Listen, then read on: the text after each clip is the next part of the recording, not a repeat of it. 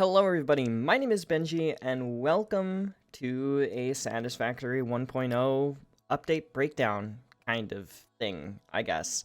I've done these in the past when Coffee Stain has released updates and has had some very interesting things in them, and I definitely want to talk about this video. So this video is going to be in the description. Coffee Stain Studios and the community managers, specifically Snoot, at Coffee Stain Studios relating to Satisfactory, have released a video very recently saying these things are not coming in 1.0. Of course, there's speculation about what is coming in 1.0, as well as a couple of things that have been confirmed to be coming in 1.0, such as the story relating to the space elevator parts, as well as some changes to combat mechanics, things of that nature, and things that we've been seeing in the updates, like the blueprints, changes to the rail system, train collision and derailment, combat mechanics, new enemy types, new ammunition types, which I think was a great change, but we're not going to talk about that too much. And there are a couple of things in this video that I definitely want to talk about. There is a link to it in the description. Please go watch it in its entirety. Make sure that you give them the support and the love that they deserve, because they have been working on this game for 5 years now, the 5th anniversary of Satisfactory development beginning, or at the very least, beta and alpha. Well, I guess beta, alpha, whatever the first one of those two is. I want to say alpha, was 5 years ago, and that is crazy because I started playing Satisfactory a little bit before 2020 when I built my PC with update 3, and it has been in development for much longer than that, which is just crazy to me that it's been 5 years, and this year it is finally coming to 1.0. So there are a couple of things that I want to talk about specifically. I'm not going to talk about everything. I'll go on ahead and go through the list of things that they have here. And I can do that like this, so to speak. They have an introduction, of course. There's the Big Crab boss, which I will talk about very briefly.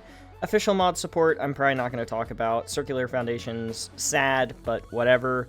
Roads, they basically just said they're not going to do roads like they have rails, and that's, again, whatever.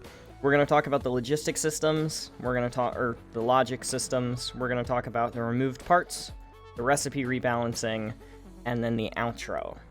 So that's the list of things that I would like to cover, and let's go on ahead, let's get started.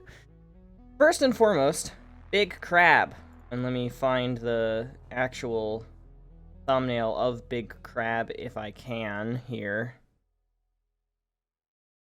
There it is, I found it. So this was supposed to be a giant crab boss, and they talked about it in the 1.0, or not the 1.0, they talked about it in the E3 trailer back in like 2018 or 19 or something. And essentially it was going to be, we've got these flying crabs and the flying crab hatchers and all the things that happen in the game. And there was originally supposed to be a giant version of that, which was a sort of pseudo boss fight. And essentially what Snoot goes through and talks about in this section is just that that was something they wanted for a while, at the beginning of development, but as time progressed, it started to fall out of the scope of the game, and I 100% agree. I don't think that this type of combat fits in with Satisfactory, hardly in the slightest. Like, hardly in the slightest does huge boss fight combat come to mind when you think Satisfactory. Satisfactory combat is very nonchalant, very low pressure, very just slow-paced, and you just kind of have to conquer new territory, be careful when you're exploring, and that's about it. It's not like Factorio or Dyson Sphere Program now, where combat is a main mechanic of base defense and making sure that you're offensive enough to defend your factories and make your production. Satisfactory is all about conquering the land and developing your parts. It's not about combat. So that's super duper simple, super duper easy to talk through, and I'm honestly glad that they decided to cut it, because I feel like that would have been a gateway that just is not something that I was looking forward to. A gateway to some technology that I would find more tedious to go through than fun to go through, like developing a rail system, or figuring out a new production line with recycling of a byproduct. That kind of stuff is fun. This feels like it might have ended up being more tedious and cumbersome than fun. So moving on to the logic system, and the logic system is basically just Snoot talking about the logic system, so I'm just going to leave this up until we get to the point that I want to make, which I guess actually is right now. To talk about the logic system a little more in depth, apparently that's the button for that. To talk about the logic system and the fact that it's not coming to Satisfactory a little bit more in depth, I figure I may as well bring up one of the best things that I can think of as an example of a logic system, and that is Factorio. Factorio is a favorite game of mine that I don't really play on stream because, or on videos, because it's kind of bland if you don't know what you're doing with the content, and I wouldn't know what I'm doing with the content, so I just play it in my free time, and I haven't actually played it in a long time.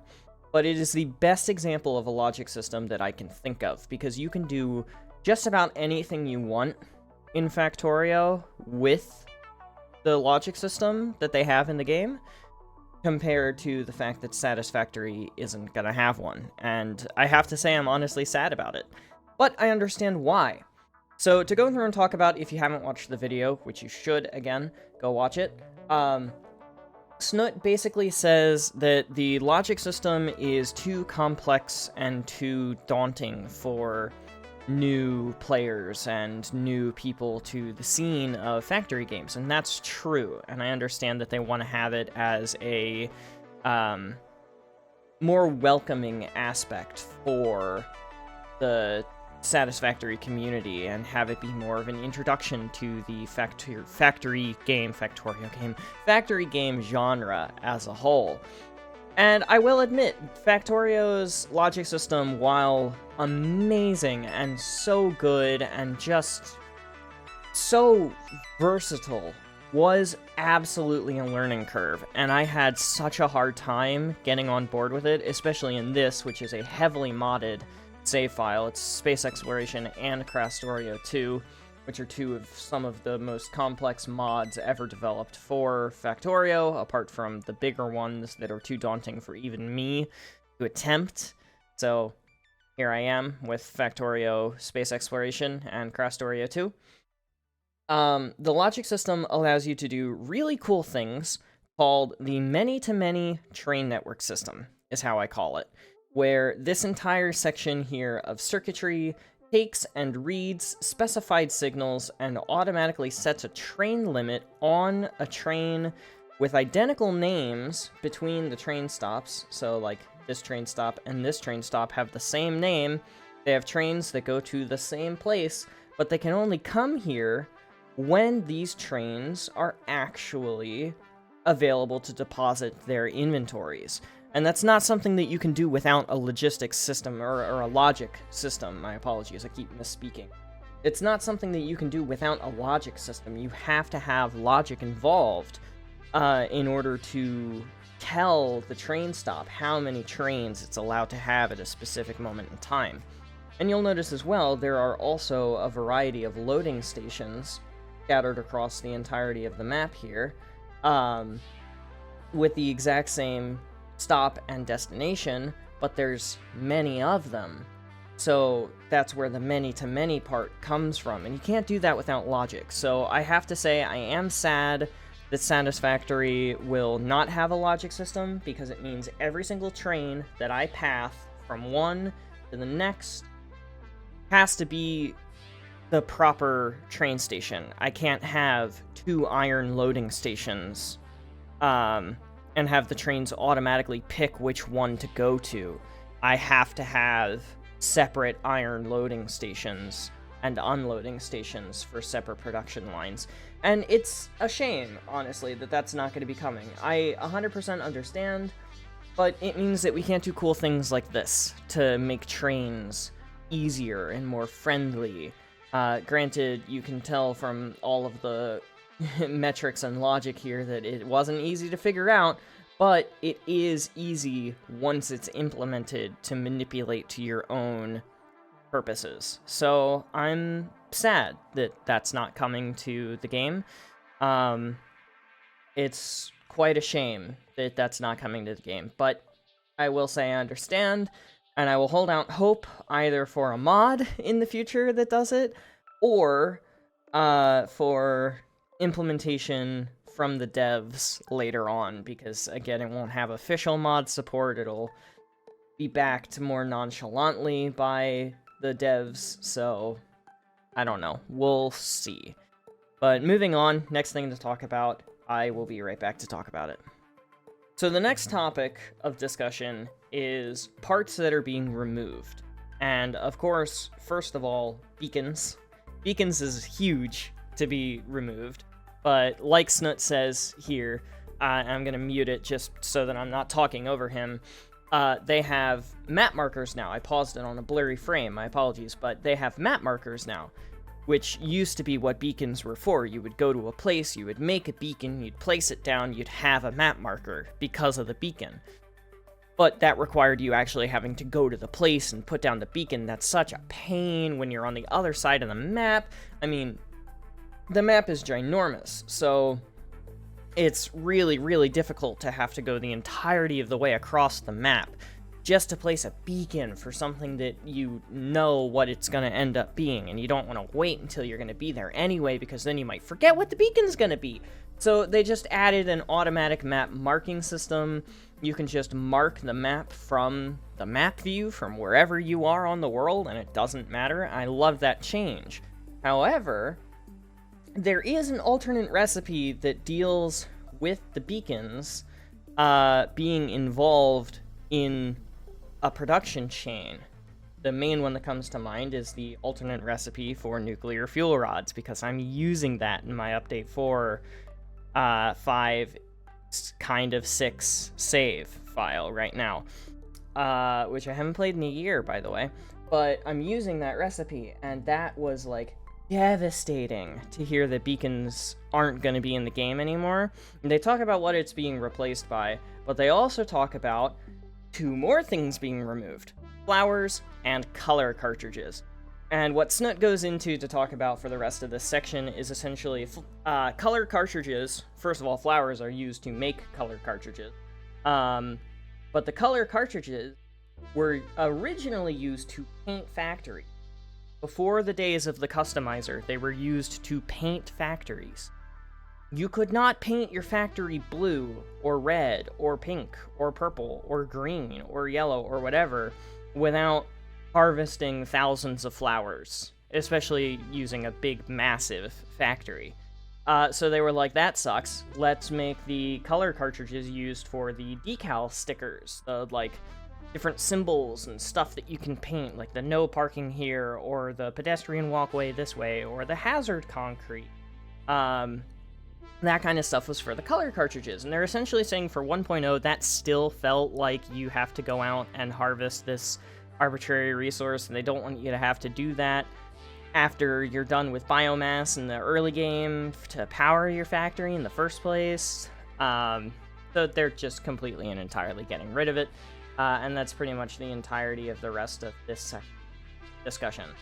I like that change. I like that change a lot, because I hated going out and getting flowers. I kind of hope that they keep flowers as an alternate form of biomass, but I bet they're probably just going to end up turning it into leaves just to make it super duper easier.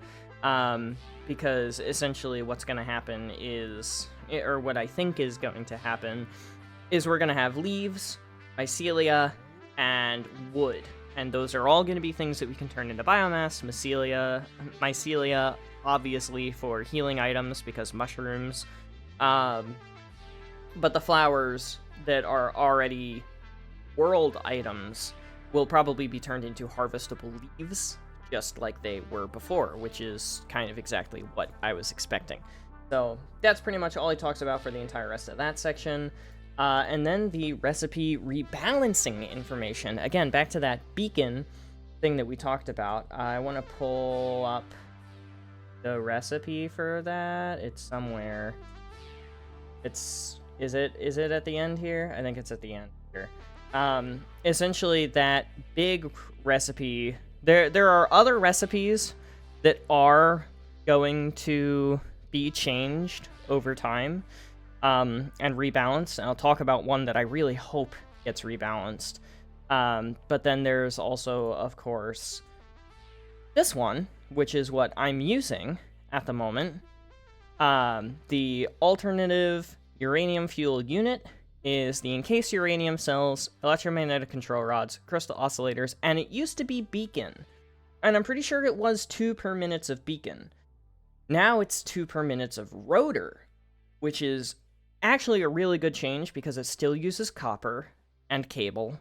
It still uses iron and screws, I believe. Maybe rods. I don't remember the recipe for rotors. Like I said, it's been a year since I played the game. But I like this change. I like them putting rotors in it instead. But he also says throughout this section that there are other things that are going to be changed. I don't really have a whole lot of theory crafting for which ones specifically. He said nothing in the early game. The early game is going to feel pretty much the same. But the late game is going to change some recipes. And one of those that I hope for is the nuclear pasta recipe. I hate the nuclear pasta recipe because it is fused modular frames, which is totally fine, and then something else. Fused modular frames, radio control units make like the constraints cube or whatever it's called. I don't even remember.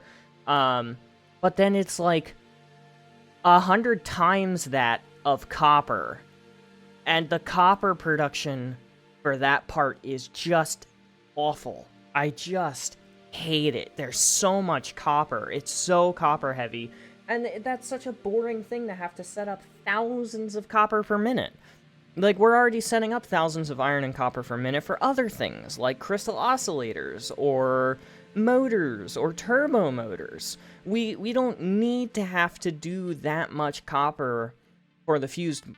For the nuclear pasta. The fused modular frames is a huge logistical challenge of every single type of part in the game, and that felt great.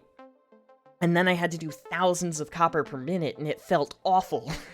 Like, there are 2 halves of the nuclear pasta, and they both feel terrible. They both just feel awful. So I really hope that that gets changed. And then the last thing in the outro here that I want to play, and I'll play it completely verbatim with sound, but do please go and watch it on your own.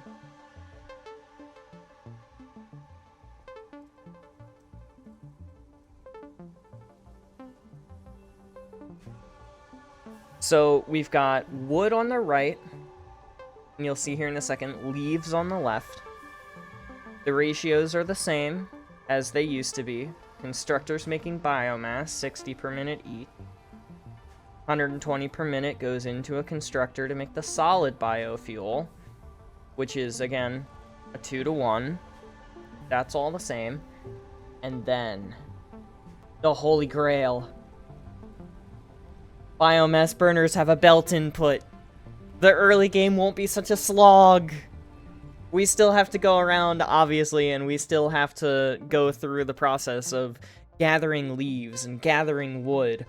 But then we can just put them into containers and have it automatically power the factories. We'll have to do it so less frequently. Not to mention, as well, there's an entire aspect here dealing with biomass burners, where you would go out, you'd collect the materials, you'd throw them in an assembly line, and then that assembly line would make you the solid biofuel. And then